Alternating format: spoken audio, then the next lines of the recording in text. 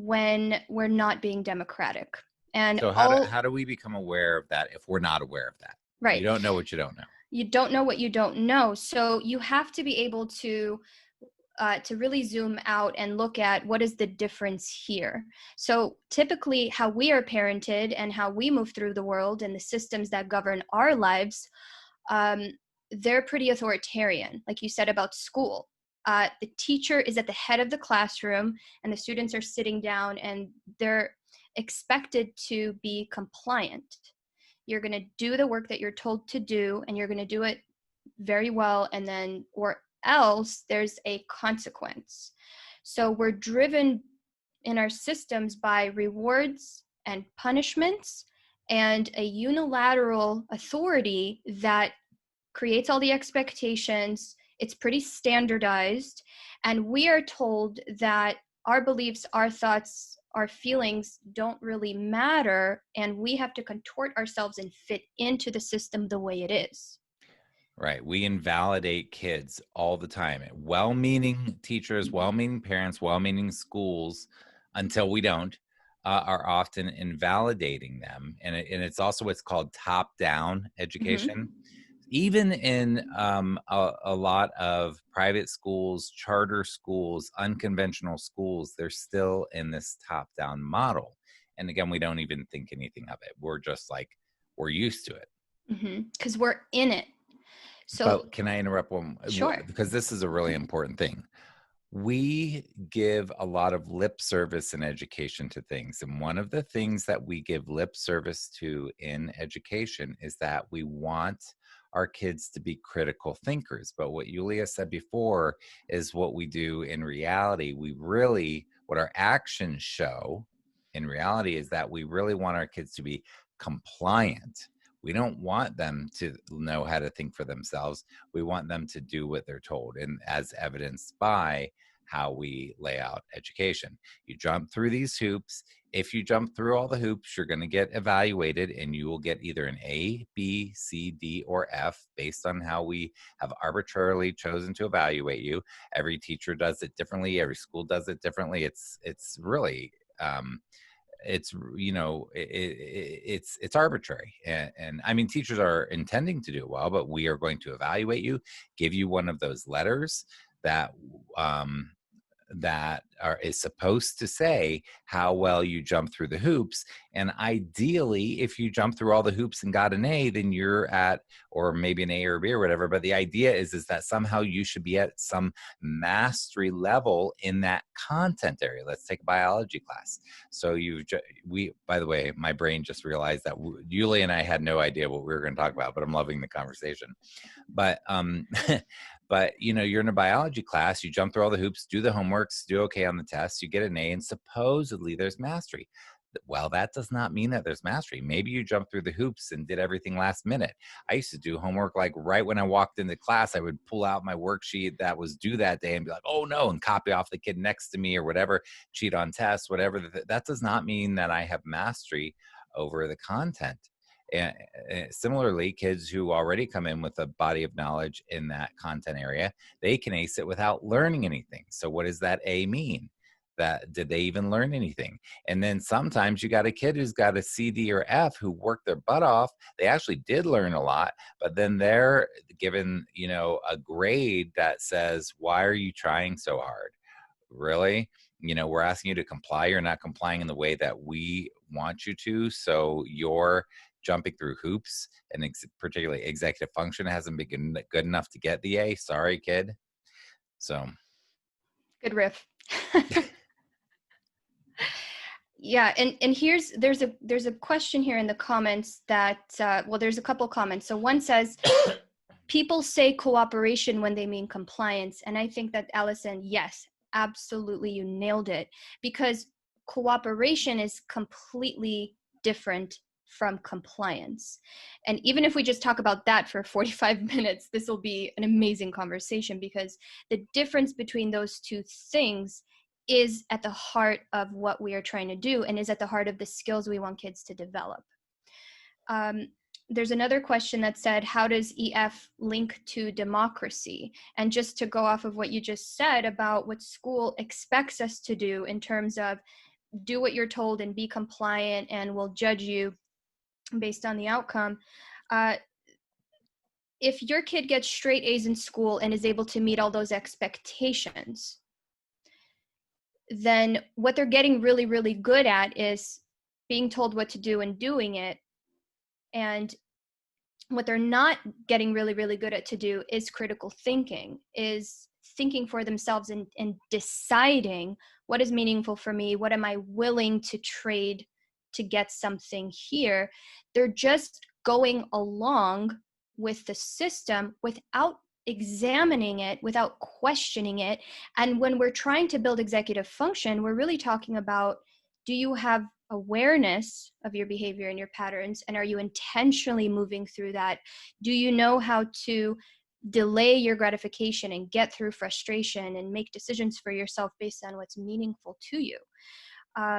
School doesn't teach executive function because by nature, executive function says you want, for us, it's going to be a system that I create for myself. And if I'm just complying with the system that's already there for me, okay, great. I am able to navigate it, but I'm actually not developing a sense of self and a sense of being able to do what I think is meaningful for me. And kids who struggle with executive functioning, who can't comply with the system, when parents are trying to help them, they're actually saying, like, this is what you have to get good at. You have to be able to navigate this system. They're not saying, okay, that system, we need to question it because what they're asking you to do doesn't seem aligned with our values and what we want you to be able to do. Instead, they're just trying to force their kid to kind of fit into the system. And when parents talk about, when they hire a coach and they say, you need to help my kid so that he can be really good at this, that's not really what I'm there for. I kind of don't really care about school and homework and test scores and all that, because I recognize that this kid, what he really, really, really needs is to be able to think critically and develop the skills that are going to allow him to navigate himself and to manage, his life in a way that he can do what's meaningful to him. If you can't get your kid to get homework done, it's not necessarily that he doesn't have the skills to do that homework. It's that he might not have the skill to tolerate the frustration. The homework might not have any meaning or relevance to his life, and therefore, of course, he's not going to do it. Of course, he's not going to put in the massive amount of effort that it takes to execute on that, because it just doesn't make any sense. It's not meaningful. And I believe we should validate that over and over and over for these kids, that if you hear your kids saying, why should I do this? This doesn't make any sense. It's not meaningful to me, or my teacher doesn't get me. Yes, all of that is valid. And we need to come up with a better reason why for you to put in the massive amount of effort to develop these skills based on something you really care about and meaningful, and help you become a thinker in terms of a systems thinker, so that you can evaluate a system and have the confidence to say, that system does not follow my values. It is not meaningful. I would rather do this, and go and become a co-creator. Create the world that you want to see versus trying to fit into this world and the demands that it's placed on you. So the difference between cooperation and compliance is, in cooperation, we're sharing power and we're co-creating something new in this moment that addresses our needs and our concerns, rather than just doing that thing because that's the way it's always been done. Yeah, and then the cooperation is collaborative. You're on the same level. It's not top down. Yeah. So Heike says, for example, I think as a parent, I really need to learn how to approach in the democratic way and be okay with it and be okay with the outcome. And then Shanila asked, are there times when complying is necessary? Yeah, absolutely.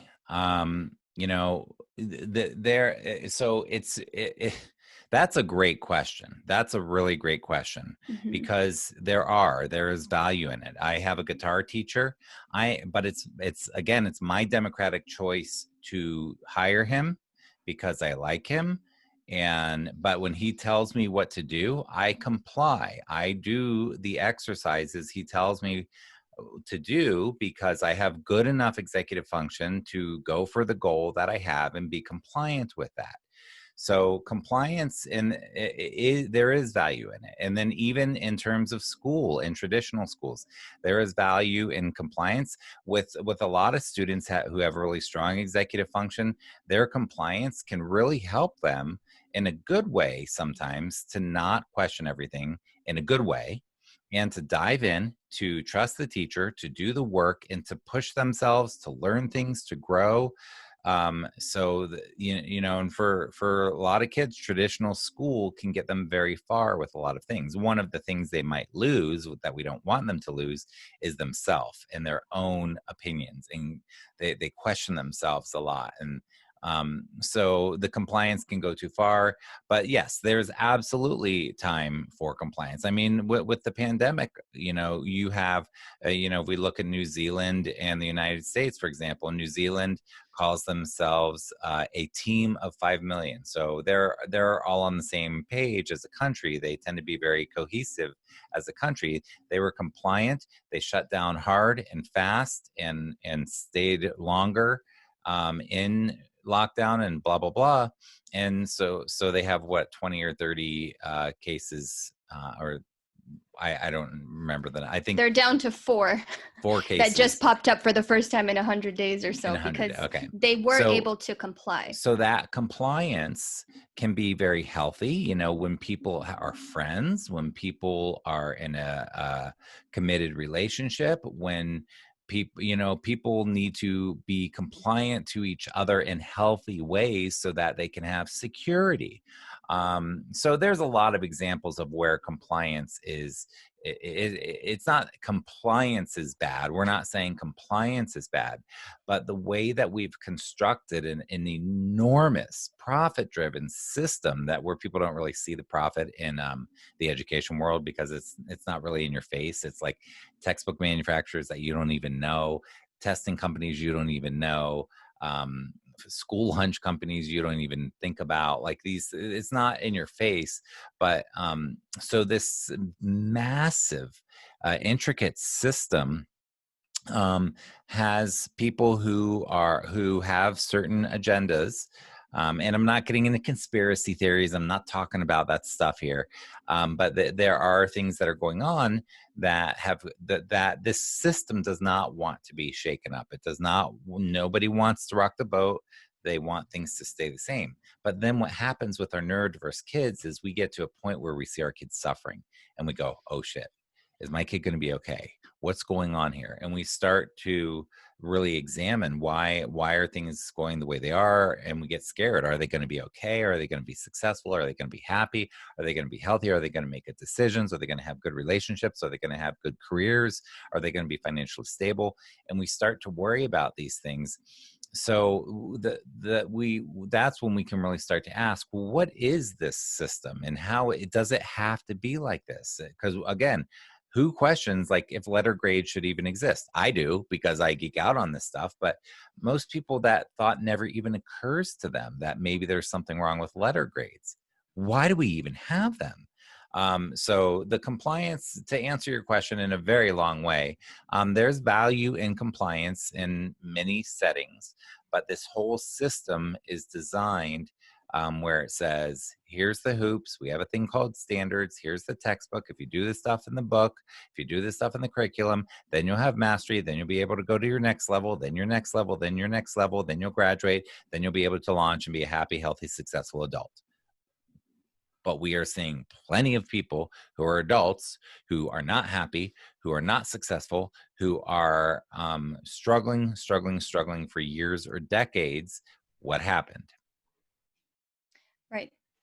And what we're really talking about is, if you want to help your kid, more of the same is not going to work.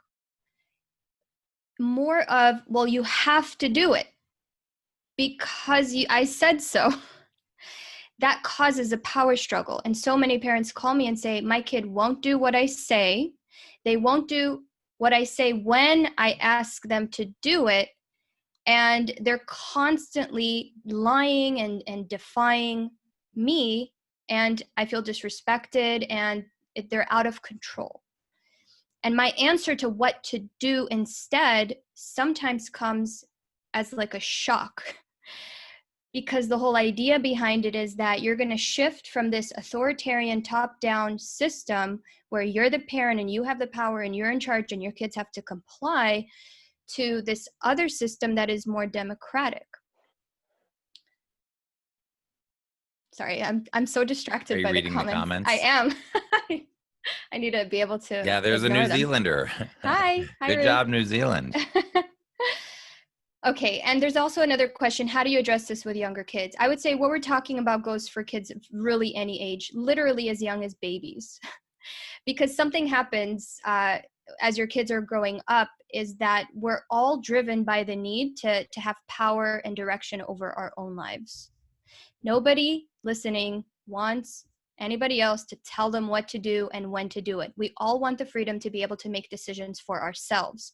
And the fear of giving your kids more power, more freedom to make decisions, to fail, to make their choices and to suffer the consequences of those choices is, but what if they mess up and the consequences are catastrophic? And that's really, really, really scary, to give up this sense of power that you have and to share that power in a democratic approach to helping your kid, one where they feel empowered and they get to make their own choices within reasonable limits that you set as a parent, but one where they actually take ownership. And parents ask us this all the time: my kid doesn't have buy-in and he won't take ownership.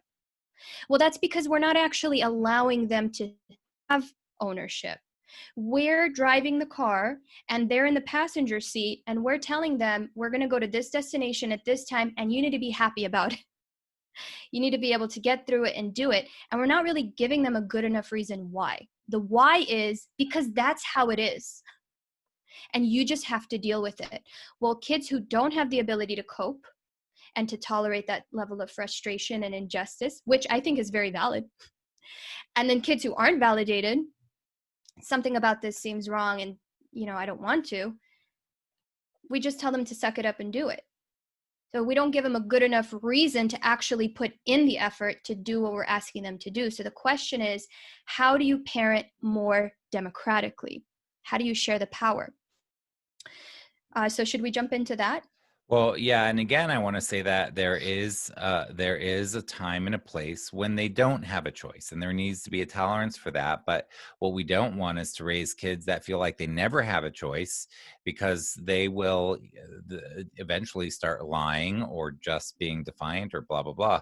So it's not, this is messy stuff. So there is a time and a place when you're like, tough, we're going to the thing, or you're at an age, I don't have a babysitter, we're going to the thing. Or any number, tough, you know what, your tooth is hurting, we're going to the dentist. I don't really care that you don't. I understand that you don't want to, but you want them to feel heard. Yeah. Right. So let's talk about how, because this is not a quick or easy process. Right. I do want to mention something also Yulia said. She mentioned, letting your kid have a choice and to fall. And I can't remember how you worded it, to fall and fail. But one of the things that I coach parents a lot on is we don't want nobody, Yulia doesn't, I don't, nobody wants everything to fall apart for your child. So there are ways that you as the parent really have to think through creatively and mindfully, and you have to spend energy on this, parents, to really think through, what, hey, here's a situation in our family right now where my child could fail at this thing and it's actually a safe failure. And I know that if I don't nag them or get on them or remind them or whatever, that they're going to forget and lose out on this thing that I really want them to experience and they even want to experience. But this is really a good time to say, hey, I'm going to give you, do you want me to give you a reminder, or how do and if they're like, no, I got it, I'll remember. And you're like, okay, cool. It's it's a safe one that if they forget, it's going to be frustrating for them, but that's a good experience for them where they can be like, why didn't you remind me? Well, because I asked you and you said, and keeping your cool can be really hard at those times. But if you're expecting it and you're creatively thinking it out, parents, and planning it, you can really stand with confidence and be like, well, I asked you and you said you didn't want any reminders and that you had it. And, everybody else in the family went, and, really stinks. I feel for you. Anything I can do to help you? Well, you Hmm. should have blah, blah, blah. Interesting. Cool. So what about next time? You know, I'm just kind of riffing on Yeah, like it makes sense. a vagueness that I'm trying to convey, but And I promise, guys, we'll get a really concrete example here, and maybe we'll do a role play or something so that we can really walk you through all the challenges of this process, because it is messy, it is chaotic.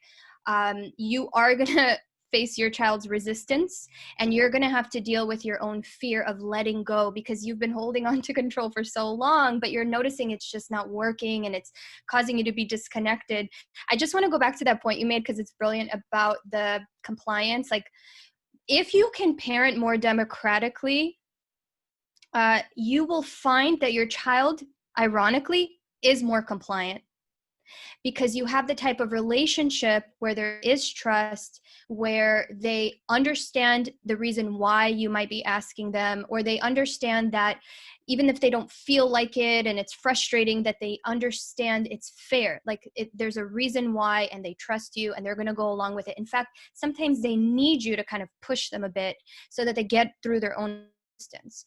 Like the students we work with, they allow us to challenge them positively, as long as the relationship is there, and as long as they know that for the most part, we're going to give them a lot of say in how things go. So when you do come up to that place where you're like, okay, we got to do this now, I just need you to trust me and go, then they are more likely to go along. And you'll notice that the relationship becomes more fluid, more easy, more connected, and you actually eliminate a lot of these problems that you are dealing with. So I want to talk about the fact that the majority of your problems are not unique to you, and that's great news, because the solutions are out there. In fact, this community I love so much, because these are the parents that have invested so much time and effort into educating themselves, and they have the knowledge.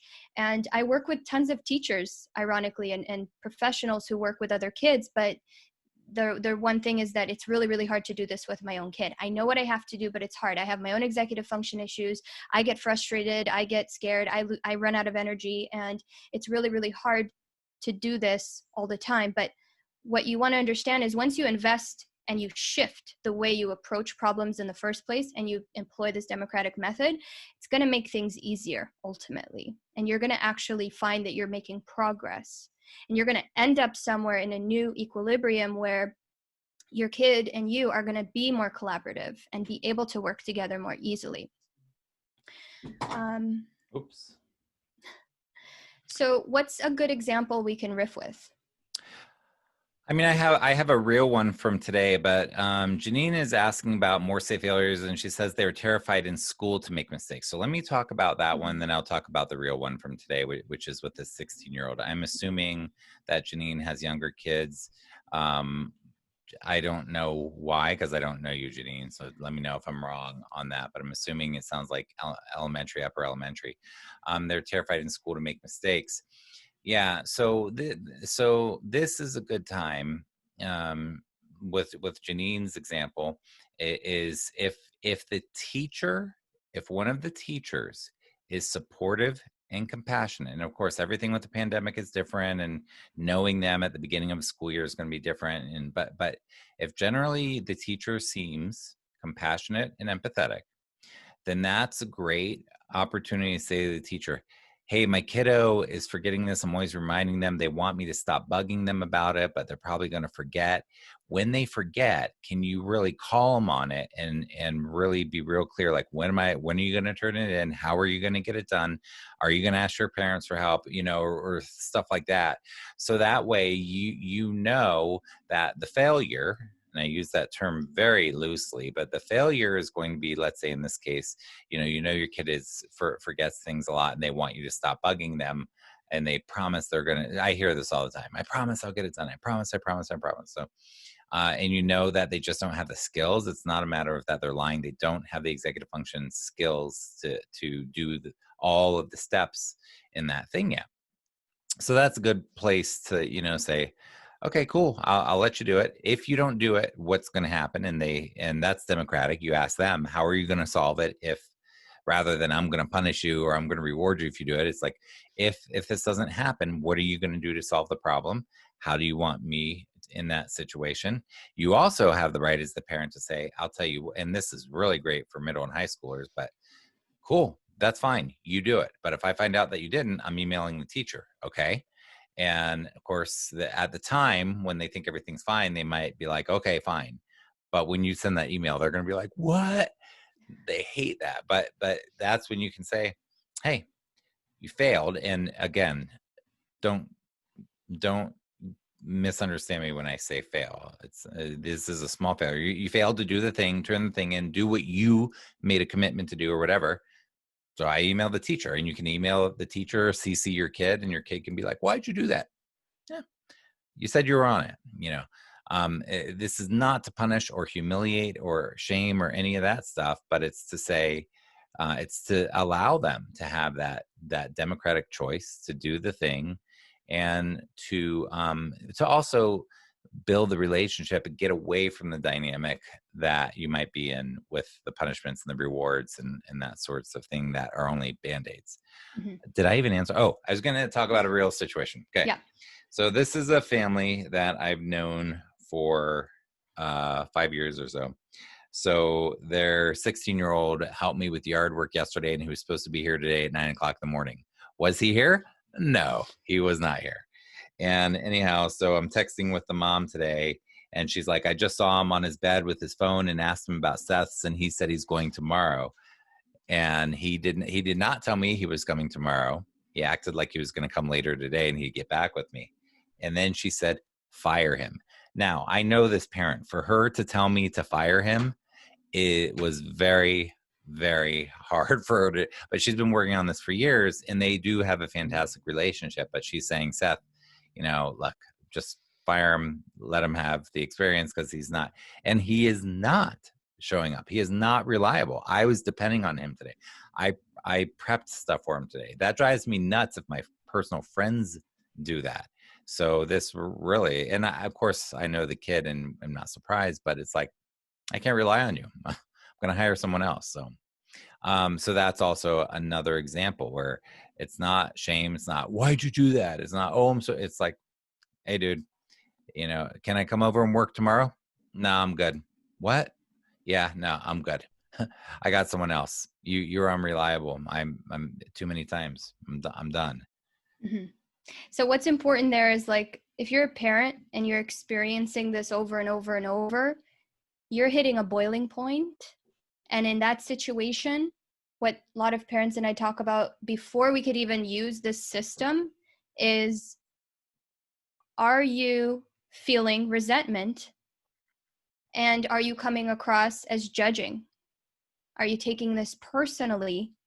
Are you framing what you're noticing in terms of their behavior as their unwillingness to do something that they should be able to do? Or are you looking at it from this mindset of what's actually going on is there's something standing in their way, there's an obstacle, and there's a skill that they have not yet developed to the point where they're able to execute on this. And therefore, I'm not going to approach this judgmentally, and I'm going to do the work on myself that I need to do in order to be able to think flexibly myself and use my own executive functioning to regulate myself and to approach the situation, in a way that my child will allow me to challenge them and influence them. So if you can't approach the solution this way, then I have parents telling me all the time, oh, Yulia, I've tried that, it doesn't work. So therefore, I'm going to throw that system out and I'm going to go back to my old habits of making demands, because my kid, if I'm not in control, they're going to take advantage of me. They're going to think it's okay that I'm letting this go. So I just wanted to throw that out there. And that might be a true statement in the short term. This is not something that changes overnight. The family dynamic might be such that you really do know that if you just let go, that everything would fall apart. We don't want that to happen. So, but you want to, I don't even know how to. You're not like letting go of your concerns, but you're going to have to address them differently. And in the meantime, you have to prioritize what is most important here. And what I tell parents is, if they're safe and if nothing's going to come crashing down on them in the next 5 minutes, if you let this go, then give yourself permission to to let it go and be okay with that. Because parents tell me all the time, I'm so worried all the time. And I say to them, wow, you must feel so responsible and like you're productive because you're worrying all the time. But what you're doing is you're kind of pushing your kid away, because why would they want to come and work with you if you're so freaked out and if you can't think flexibly? So on that point, their nervous system is going to pick up on your fear in your body. Exactly. And so they're feeling that. Not only are they feeling that, but they also have their own stories around it. Stop worrying, leave me alone, get off my back, whatever the story is.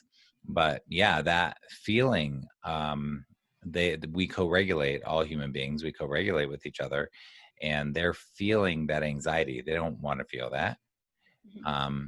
But if we can... Go ahead. One more thing is that parents' resentment comes from whatever your assumption is about why your kid didn't do it. And I hear a lot that, well, he just doesn't care enough, and, you know, he's just lazy, all that stuff. So for the example that you brought up with the 16-year-old, you know, if a parent wants to solve the problem of him being unreliable, before they can talk about any solutions, they have to figure out what's the experience that he's going through. What are some of the obstacles? What happened? Did he really believe that you weren't expecting him and he thought it was tomorrow? You know, at what point did that communication break down? And what if he was just saying, yeah, I'll get that done, just to get him off your back, and that he wasn't actually ever committed to that? Or what if he really meant to be there, but he literally thought it was the day before? So until we know from the kid what is actually going on and what are you feeling, what are you believing, what is that like for you, if we don't know that, then we're not going to be able to work with our kids democratically. So part of the solution has to be that we are listening very deeply, intentionally, in order to understand the why behind what we're noticing is happening. That's actually a great place to start. So it took us 5 hours to get to this place where we're going to start. But I think that a great place to start, if you want to change your family dynamics to getting it more democratic, the more your child can experience making choices, making good choices, making bad choices in safe ways, the better off they're going to be as an adult, because they, rather than being told what to do all the time, they will be critically thinking for themselves and making good decisions. We have to practice making good and bad decisions to learn how to make good decisions. And when parents make all the decisions for them, they're not learning that. So I actually want to... I want to address this because it's in the comments. 17-year-old frequently decides that, oh gosh, now it changed. It's hard for me to actually scroll up and down. So once a new comment takes place, they move, huh?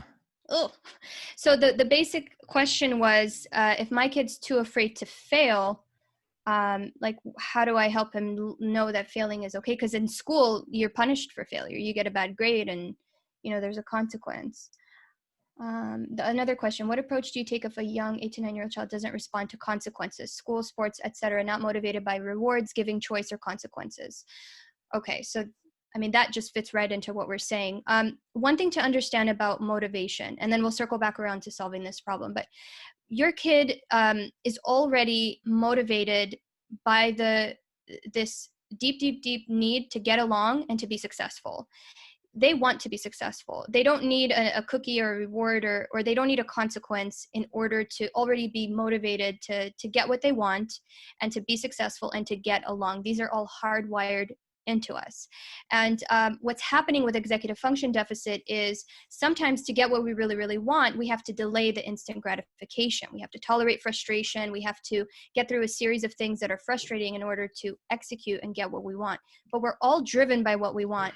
Some of us have the ways to get what we want adaptively, and some of us don't, and therefore we struggle to get what we want, and we become defiant and resistant. And consequences don't work because they do not address the underlying either lagging skill or whatever the unsolved problem is. Consequences just say, I'm making all the rules, I have the power, if you don't do what I say, I'm going to give you a consequence. There is a way to positively construct consequences, but again, you do that collaboratively, and you just really talk about what are the natural consequences of this choice. Megan remembers you from last year. You're I know. distracted. I am distracted. The- So let's, oh gosh, let's take anyone. And by the way, I've been doing this all day back to back. Have you? And my brain is a little fried because it's funny because this is the conversation I have over and over and over. And it just goes to show that these problems really aren't unique. And Treya says there's no drive. They're okay with whatever. Not really. But not really. Exactly. You know, your kid really wants to succeed. They just, so yeah. So at this point, and I'm going to assume if they're okay with whatever, they're middle or high school, but they're not really okay with whatever. But things are so daunting for them. And I'm sure you know this, and I'm sure you feel so much compassion for your child, but your child is looking at like Mount Everest, and they have like shorts and a tank top on and bare feet. Like, how are you going to climb that giant mountain? You don't have the right equipment. It's just like, why try? So by the time they're okay with whatever, they're really not, but it's just it's so daunting. They don't know where to start. They don't know that they don't have the skills. They're told you need to try harder. You're being lazy. You're not motivated enough. They're being told these things.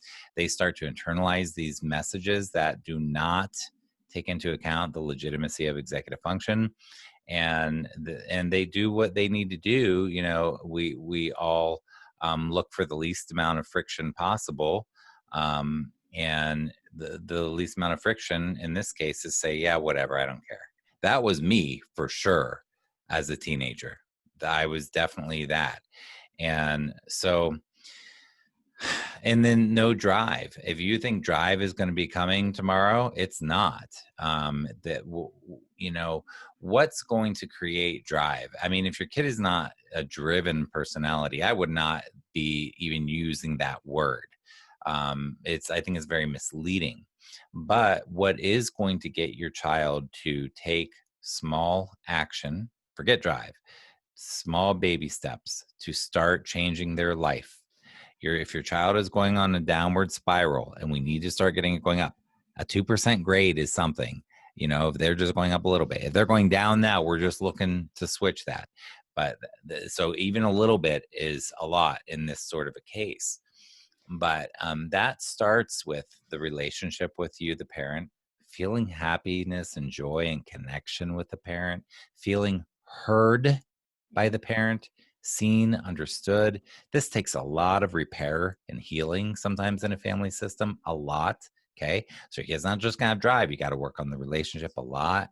It also takes reframing. So for the parent first to reframe all the situations and rethink, you know, am I really looking at this through a lens that I believe, or is this the lens that I was brought up with and that the people around me have? What is my truth? So reframing things to get more realistic with what's going on in your own story with this stuff. And then also drive happens when things matter. So again, when it's not democratic and we're always telling them, oh, you got to take this class with this teacher, you don't like the teacher, or it's boring, or it's online, there's so many more interesting things on your device than this teacher in this class right now. They don't. So these kids don't have, well, kids in general, the brain hasn't really developed good long-term thinking. So they're not really seeing, oh, I'm planting seeds for when I'm 25. They think 25 is like a senior citizen or something. So I'm just kind of joking, but kind of not. Like, they don't have this long-term thinking. And so the drive to like achieve this stuff is like, why? And what Julia said earlier, there's a lot of the instant gratification stuff. These things can be way more gratifying. I don't know how to delay gratification. I haven't learned it yet. And so that might be where your child is. So the drive has to come with like things that are interesting, motivating, that they're passionate about, that they're curious about, that are fun for them, that matter to them, that are purposeful to them. And oftentimes what we're asking them to do is not. And I will say too, when I am working with a kiddo like that, I'm not the parent, and I really am, and Julia is too. We are working on getting them to move a millimeter. And do the tiniest thing. And then we reward the heck out of it. Oh, wow. Yeah. You just let me help you reorganize your backpack. Dude, that's awesome. Yeah. And the real reward is in that you and I, we have fun in the process. We don't take ourselves too seriously. We're not worried about, oh, if you can't do this now, what's the future going to look like? We're just really, really present in this moment. And we really care about the kids' relationship to us and relationship to the task. So there's all these different types of questions we're getting. Like, I know how do there's I so help many them good with questions. I mean, but I want to answer it by just giving the process of how to address things so that your kid will actually listen to you. Because you can have all the best tools and all the techniques and tricks and everything, but if your kid's not paying attention, then it doesn't work. So what you're saying right here is important, because before you even get to that solution, you have to do some work on yourself and figure out, what are my own triggers? What are my expectations? And how is my child really perceiving me? Do they feel safe? Or do they feel like I'm constantly disappointed and that, I have to make sure that they do this stuff. I have to teach them this. I have to show them, step by step, or else they'll never learn it. How do you actually get kids to listen and care and take ownership about whatever it is that you're addressing? And the first step is to, gosh, I keep getting distracted. The first step is to pick a concern that is your priority and create a time and space where your kid can come together with you to address that one concern. And the first step in the process is you're listening to understand them from every angle. And in this process, all you're doing is you're making their concern actually more important than yours. 90% listening. Yeah, and there's a specific way to listen that nobody ever teaches you, so you don't even know to do it. And you end up with your kid saying, like, my parent never listens to me. That's the biggest complaint kids have. The biggest complaint parents have, my kid won't listen to me. So parents, you have to model active listening to your kid. And they have to feel very, very heard and validated, like their thoughts and their opinions matter, and that they could trust that their own perception of things and that they can connect with you in that deep way. So if your kid is struggling with remote learning, this is a huge problem right now. They're sitting in front of a screen and there's a million distractions, and you as a parent are looking over their shoulder and making sure they're focused every moment, and you're exhausted. This is exhausting. And you have your own stuff to do, and you have other kids, and this is so new that you're just overwhelmed and you're thinking, wow, this feels impossible right now. So just notice that that's your experience. And then later, not when it's happening, while it's happening, you kind of have to let it go. Let them be distracted. Let them really experience what that's like, so that you can come back to that when you're in a better place, when you have time, where you're feeling good, and just say, I'm noticing that it's really, really hard for you to focus during remote learning. Tell me about that. What is that like? And you're really opening up this free space for them to really just say what their authentic truth is. And they now, if your kid is used to saying, I don't know, right, nothing, it's fine. I mean, you don't come back to Yulia and I say, oh, it didn't work. Like, right. You've spent years creating that dynamic. You have to be persistent. You can use a pre-conversation and say, hey, I'm going to ask you a serious question. Mm-hmm. I want a serious answer. If you don't give it to me, I'll come back in a half hour and ask you again, but I really want you to think about it. And they have to know that you're really going to listen and not interrupt them 50 times like I just did to Yulia. So how do you show them that they can trust you, that you're not going to get upset because they won't answer, or that because sometimes they just literally don't know, they can't even process your question. And a lot of times, parents, your kids are waiting for you to fill in the blank. If I say I don't know, my mom gives me 5 multiple choice questions, and I'll just say, yeah, that one. And I'll just do whatever I need to get her off my back, because this is annoying. Right. So it's impacting your nervous system. It feels stressful, and you're just going to take the path of least resistance to get it to stop.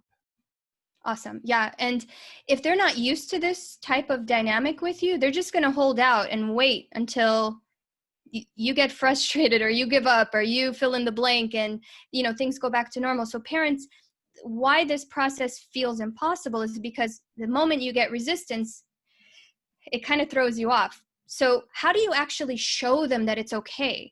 Is that if they say, oh, I don't know, and you just answer, okay, would you be willing to think about it for a minute? And then think about it for a minute and see if you can come up with anything. And if you can't, that's perfectly fine. You drop the expectation, you drop the pressure. And ironically, there's a lot of irony in this process. Ironically, they're going to say, oh, yeah, my friend texted me, or some image popped up, or I really, really love this YouTube video and I was really, really waiting to watch it. And my teacher was so boring and I hate math and it's not important. And I really don't want to do this. I wish I was back at school with my friends.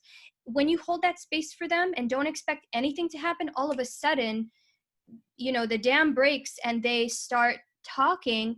But it's hard for kids to do this if they expect parents to immediately jump in and start trying to change their mind and use logic to change their opinion here. So this is the big, big, big, big no. Don't do this.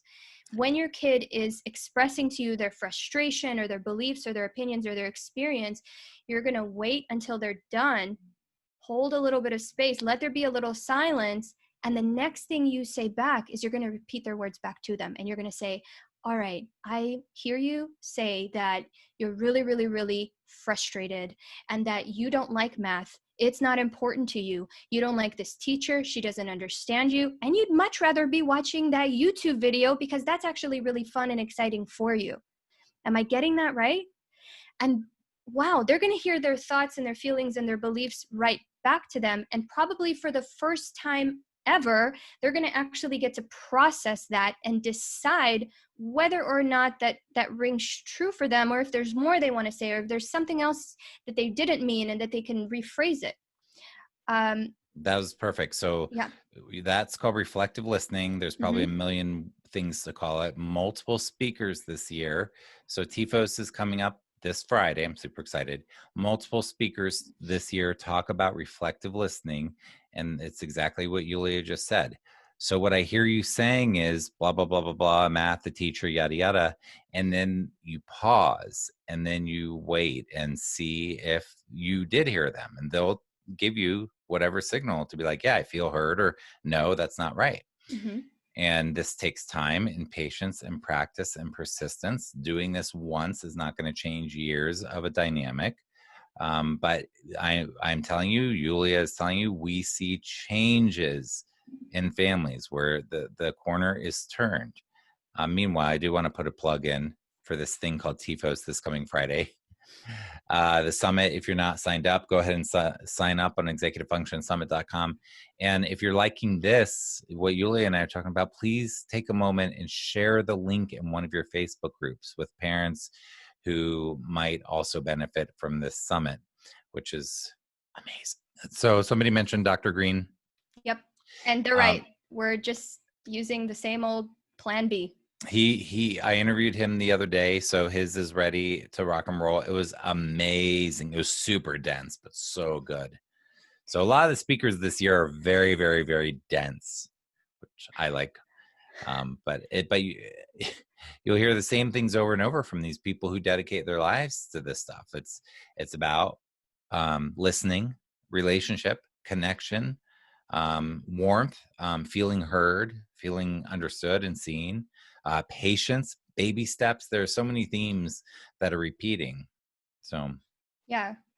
And Steph, who mentioned Dr. Green CPS, said she's having an aha moment. Make their concern more important than yours. I think that is like opening the door to collaboration, is saying, I care about you way more than I care about you doing this thing. I really, really, really care about you. And I want to understand where you're coming from, because any solution is going to come from a place of understanding the actual problem, what's beneath the surface. And your kid's going to be your best source of insight. I can't tell you how many calls I get with parents asking me, and how many times I read in a Facebook group, hey, my kid's doing this, this, this, and this. Why do you think they're doing that? What do you think is behind it? Your kid is the best source of the information there, and you're killing two birds with one stone, because them sharing that with you is what you want to get them to practice. It's going to help them to process their experience and develop what we want: metacognition, mindfulness, awareness. They don't, they're not born with this. They have to develop it over time, but they do have the capacity.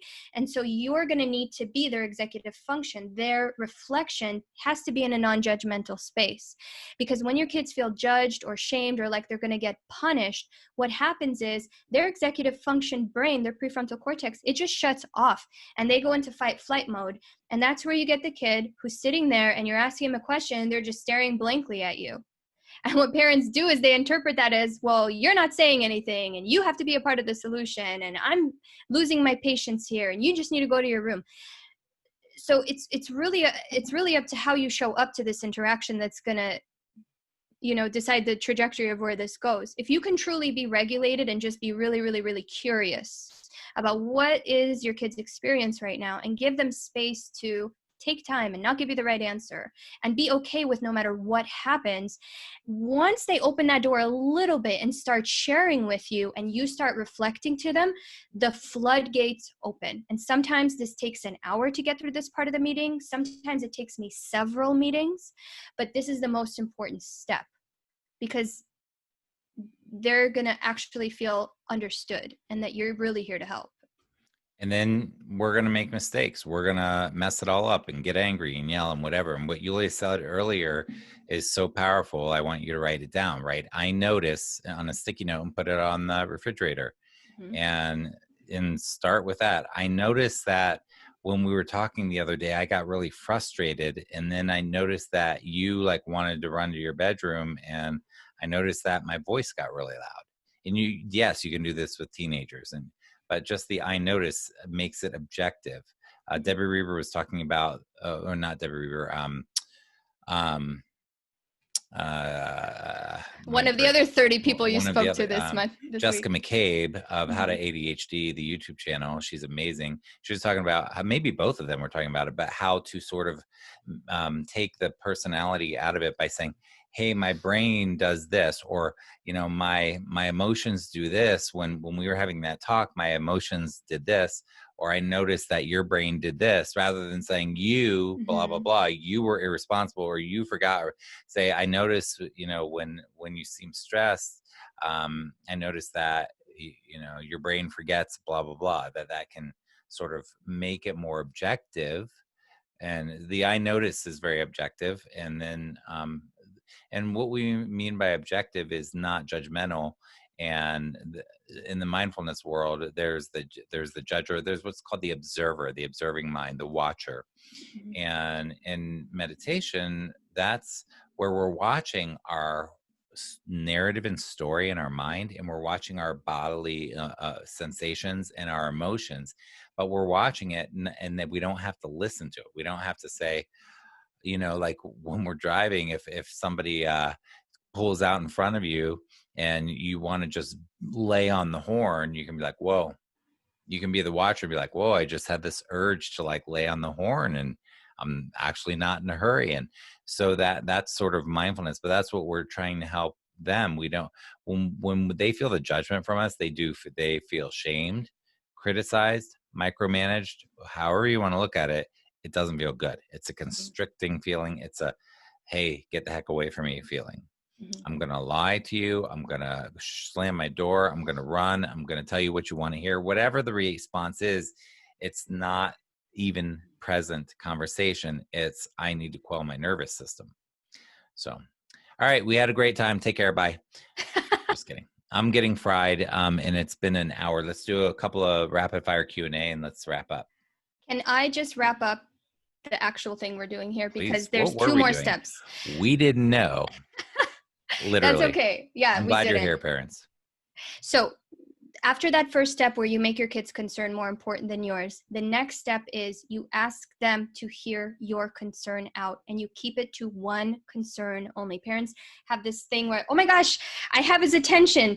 He's listening. I got to say everything right now or else I'm not going to get the opportunity. So just a quick tip here, make it one concern and talk about how is this affecting your kid? How is it affecting those around him? Ask your kid to reflect back to your concern, make sure they hear you and they understand you. You feel heard and understood and validated. And from that point, that's where you're going to invite them to sit in the driver's seat, take the lead, and start to think of some solutions to their problems. This is where ownership happens. And they might again say, I don't know, this is stupid, I don't think it's a problem. Then you go back to the empathy step. Okay, I'm hearing you say that this is really, really hard and you don't think it's worth it. Tell me more about that. So you're constantly going back to the empathy stage when you feel resistance. And this is what parents do not do, because they want to rush to get to the solution, because the outcome of this meeting needs to be that we figure this out and we prevent this.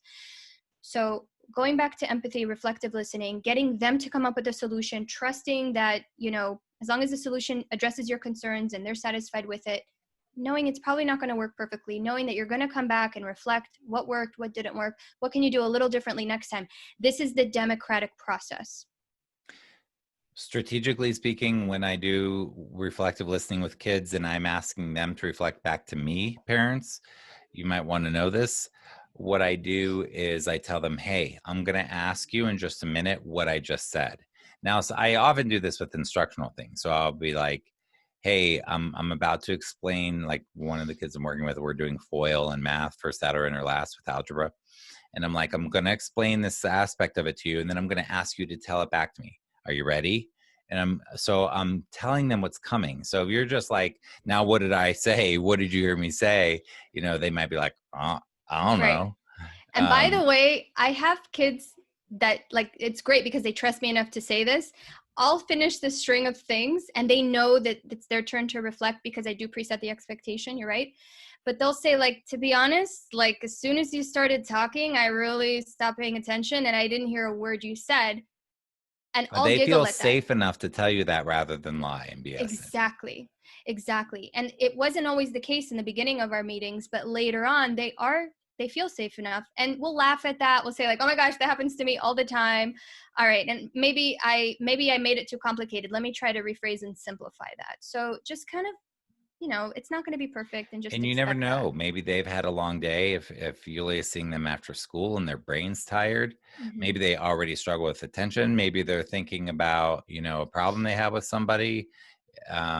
Maybe they're just daydreaming, So you just don't know.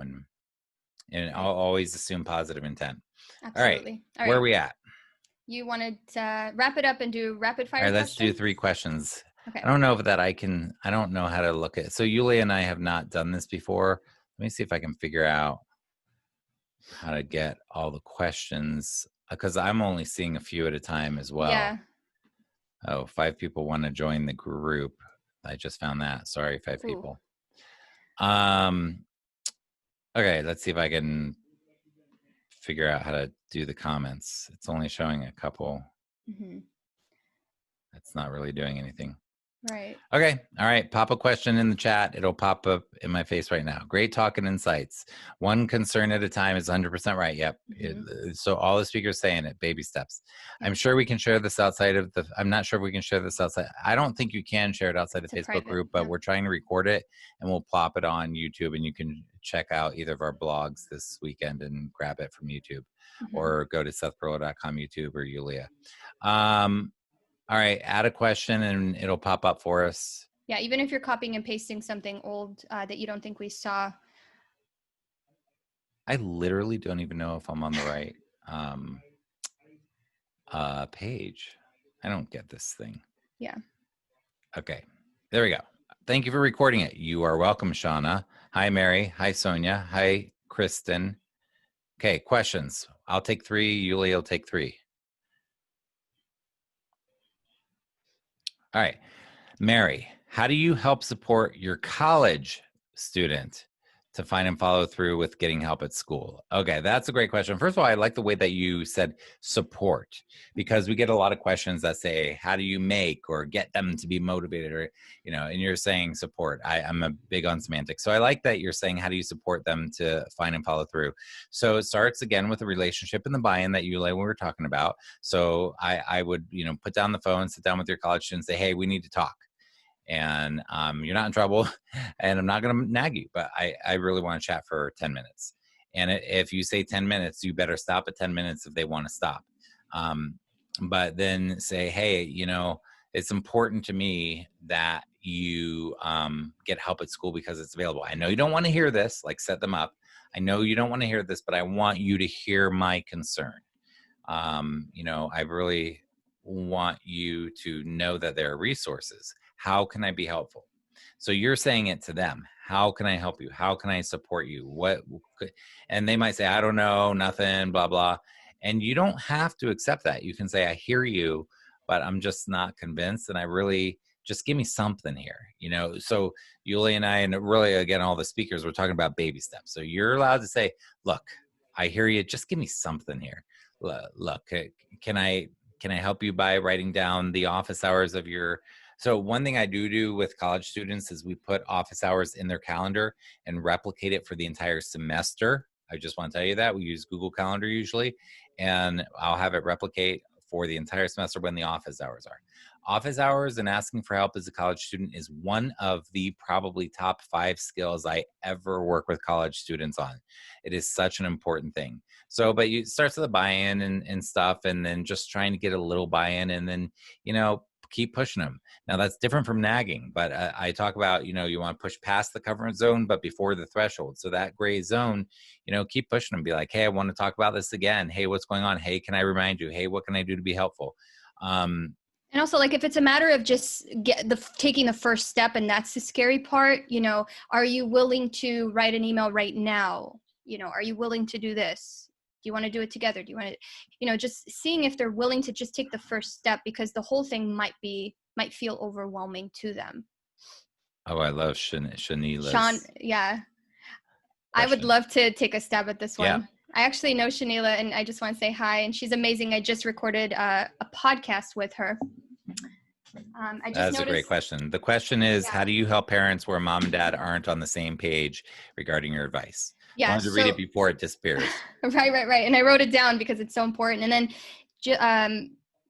Shauna said, you're in the same boat. And I work with couples a lot, like parent couples. And before I ever work with your kids, I'll probably work with you and see if we can get on the same page. But just like you do the Plan B meeting with your kid, where you're listening and putting their concerns first, you want to do the same thing with your spouse. And you want to practice, instead of trying to convince them that this way is the right way, or to invalidate them and say, well, it hasn't been working and you're doing this and you're doing that. You're going to use the exact same principles of working with your kid, working with your spouse, because it works for absolutely anyone in your life, employees, siblings, spouses. So when you allow your spouse to have his own opinion without needing to change his mind and express himself and feel very, very validated, then he will be more open to you sharing the same.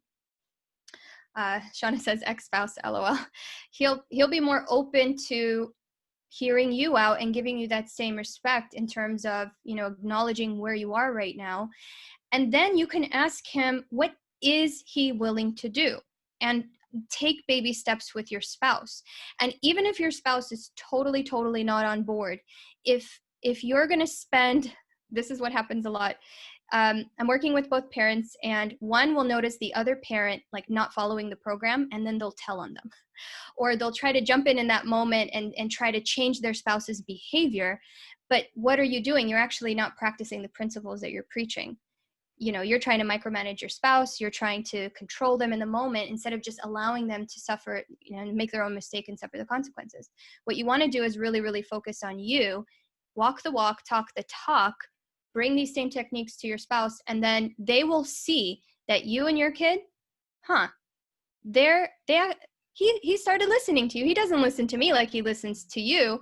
And you have a better relationship, a better connection, more influence, and they will start to come around because they really don't have a choice. They're going to see this huge contrast between what they're doing and what you're doing, and what works and what doesn't.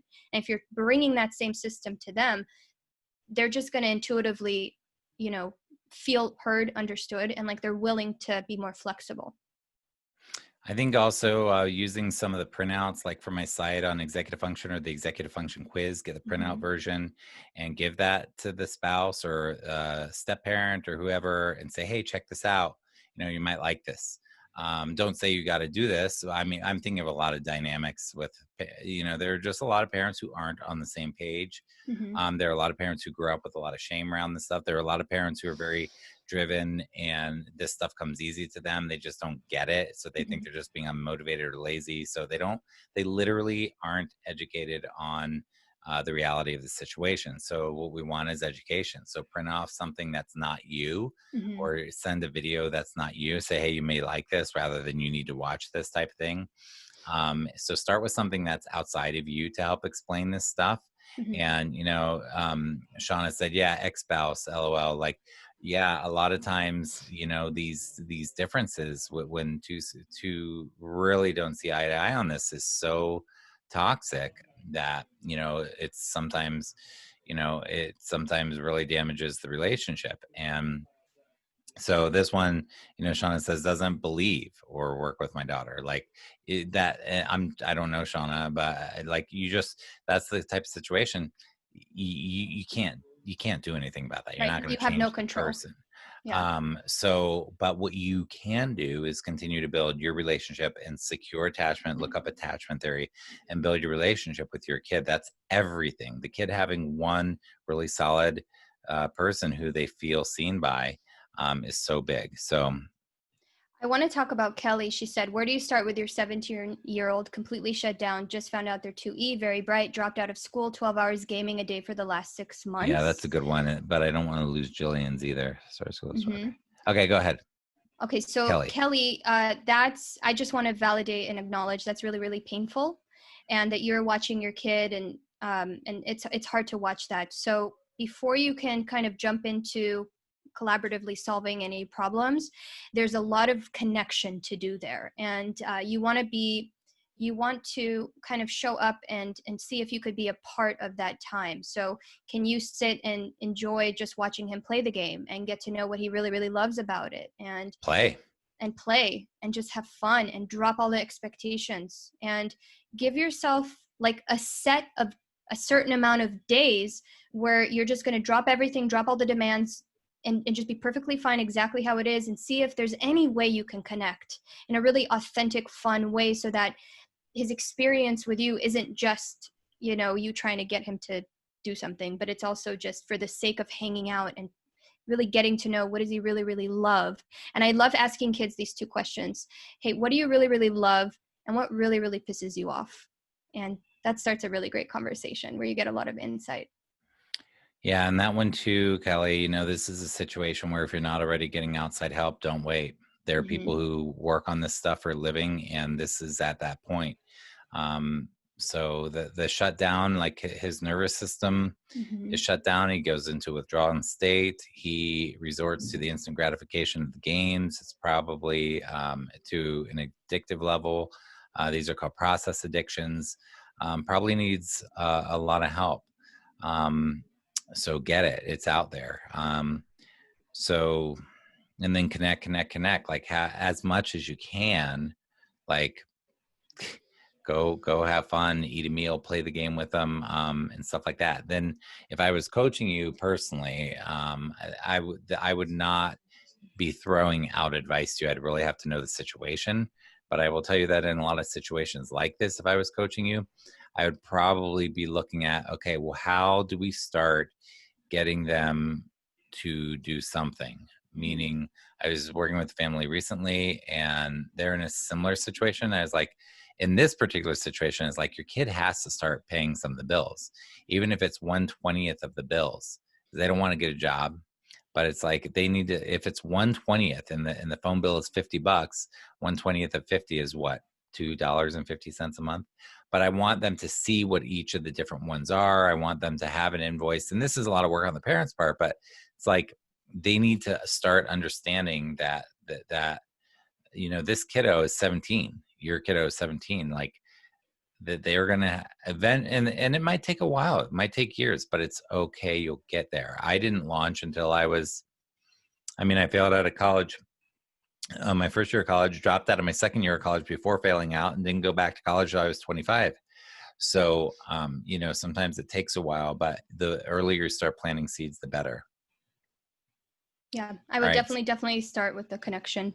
So I cut and pasted Jillian's because I knew we were going to lose it. School started, all remote. How do you help an elementary ADHD with focus and sustained attention during Zoom meetings when they might? Oh my God. I hate this question because it's so hard to answer. And can I just address that? Because sometimes some of these things, especially right now, that parents are being asked to do is literally impossible. It's literally That's why, impossible. that's why I hate the question. I'm like, I don't know that I have a good answer for you. So it could be that your kid can't, and that's okay.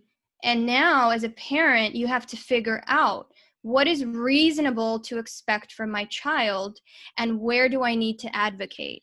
And I'm not going to start this conversation here and now, but hopefully we can have a whole different talk about this. But how do we start to examine the systems and the expectations that are placed not just on our kids, but ourselves and teachers and parents?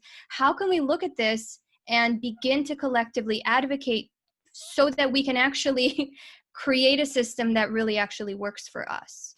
And I believe that's coming, and I believe there's going to be a lot of organizing necessary, and parents, you're going to have to get all these resources in terms of how you're trying to navigate this situation, and take a step back and really realize that what we're asking parents and teachers and kids to do right now might be impossible. And we might need to take a break and really look at the big picture and say, what are we actually doing here? And is this important enough?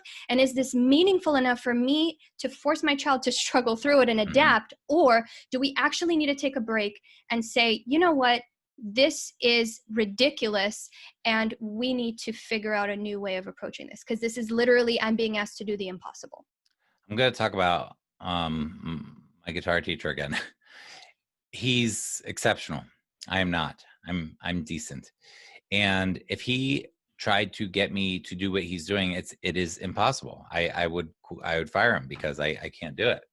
So he has to give me experiences of success.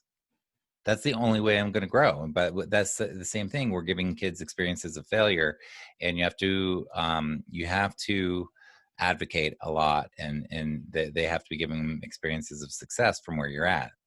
But this is so difficult right now with everything going on. It really is so difficult.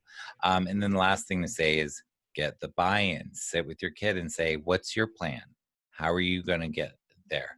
How can I be helpful? What do you want me to do when this happens? Blah, blah, blah. Of course, you cannot override certain things, but as much as you can, make it democratic and cooperative. Okay, I got one more question in me, Yulia, and then my brain's fried. Let's look at Natalie. She says, looking to support grade 4 middle school student heading back to in class. They're in Canada after going off ADHD meds during COVID due to depression. She has been doing very well while at home, hasn't had to sit in a class for hours for over 5 months. What do I look for to see if she's really struggling? So many factors right now.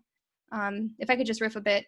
What pops into my head is you want to have a conversation about, okay, there's going to be a big transition and it's going to be rocky, and we're going to talk about it because it's going to be hard, and we'll figure it out as we go, and just get to know if they have any anxieties around it, or if they're looking forward to stuff, or what are their expectations, and just really, really, really listen, because this is a huge transition. And it's going to be messy. And the whole point is that's okay. And you'll be able to navigate as long as you keep connecting and empathizing and really advocating and taking baby steps at a time. So maybe they just go to school for a few hours, and it's okay if they don't sit there the whole day, if that's a struggle for them. So whatever's tough for them, just kind of get to know what that experience is and address it. And then I'll do Megan's real quick. My son has a mentor and therapist. I feel like we need more. Okay. Trust your gut. If you feel like that, you probably do. Yeah. I'm just not sure how to get it. PTSD, anxiety, disruptive behavior disorder. Awesome.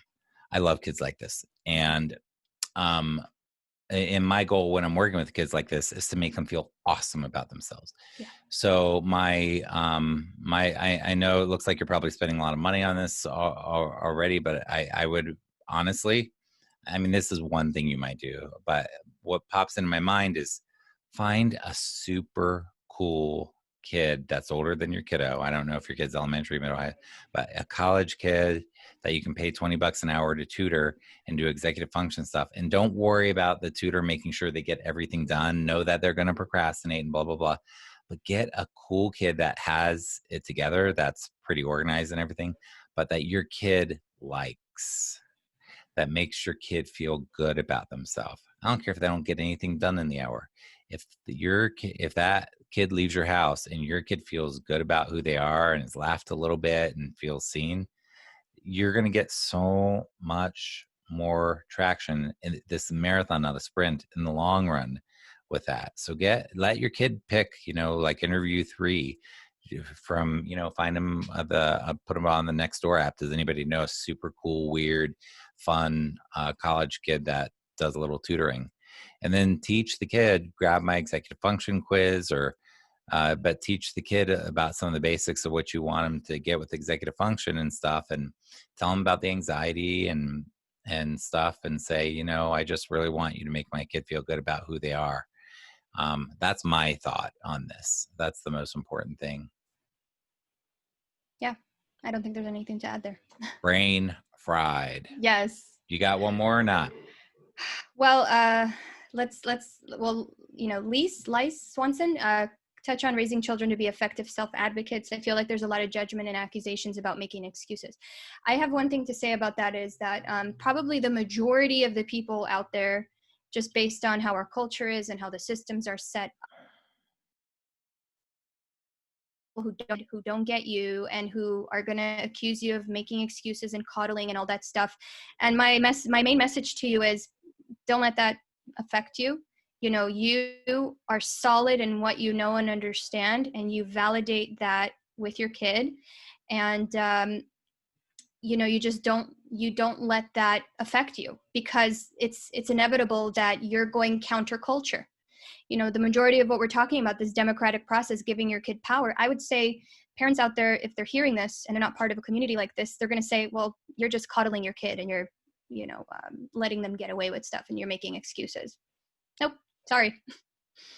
Yeah. And one practical thing with that too is when you email a teacher, CC the team. So if it's Team Yulia and Yulia's my kiddo, and there's a counselor at school, a cool admin, and a couple of other teachers, CC everybody and say, hey, Team Yulia, what's up? Look, my kid is not making excuses. My kid cannot do what we are asking, and I need some support. What do you got? Because if somebody replies and says, oh, they just need to stop making excuses, and they reply to everybody, it's like, you're so out of touch. So definitely, come to TEFOS, because you will feel so empowered after hearing countless experts saying that you're validating you, that you can hopefully stand stronger and be like, yeah, that's not the issue. Yeah. Thank you, but thanks, bye. And if your kid has a safe relationship with someone at school, that's almost more important than having all the IEP and support services and stuff, because I've seen a lot of people who have all that in place and have the team, but it's like no one's job to actually connect with your kids. So if they have a really safe relationship with someone, they'll be more likely to advocate for themselves with that person, because they'll feel safe and supported, versus taking a chance on an adult that might not understand them. All right, guys. Okay. I'm going to go get outside and hike in the Colorado heat. Thank you, Yulia, for being here.